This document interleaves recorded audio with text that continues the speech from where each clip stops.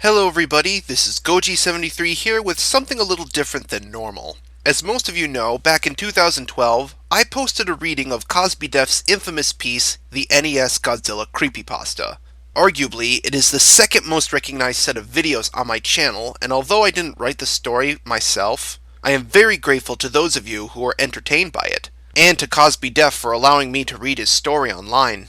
While I too am waiting until Godzilla Replay's completion someday, in the meantime, someone made something involving the pasta that I felt was worth sharing here too, since, not to toot my own horn, but my reading somewhat helped boost this pasta's popularity a little. Think of this video as like a Patreon shoutout video, but without the Patreon backing in order for me to make one.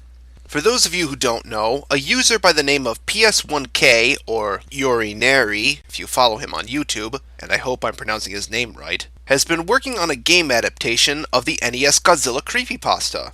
Not too long ago, he had just released his first demo of said game. Having played the demo for myself, I can definitely say I'm very impressed by what he's accomplished so far. The game feels very much like playing the original Godzilla Monster of Monsters, and the updates he has made to the overall gameplay are both very welcoming and interesting to say the least.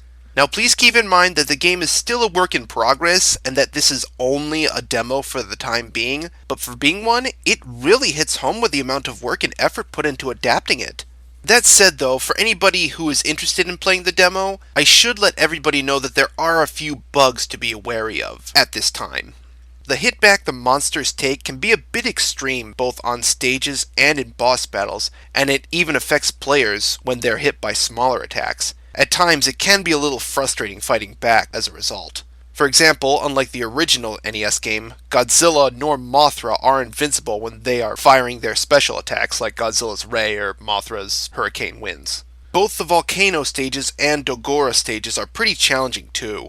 If a volcano is at the start of the stage and it attacks your monster while he's still coming onto the screen, you will freeze, but the game doesn't. The Dogora also spawn a little too much, and it can be pretty frustrating because they strike the monster and don't cause hit back, thus draining a lot of health before entering the fortress without the player knowing it. Some attacks, such as Godzilla's tail, appear to be weakened as it takes multiple strikes for it to destroy some obstacles. And lastly, the music for some stages don't start up at all. Sometimes it does, sometimes it doesn't.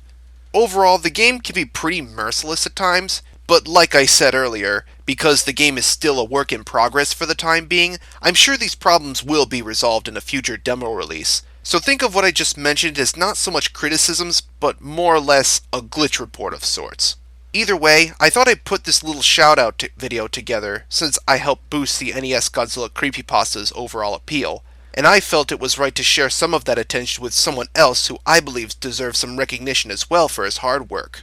I know someone else is working on a game adaptation of this pasta, and he too deserves some attention as well, but I'll go back and do this again when a demo for his version of the game is released too.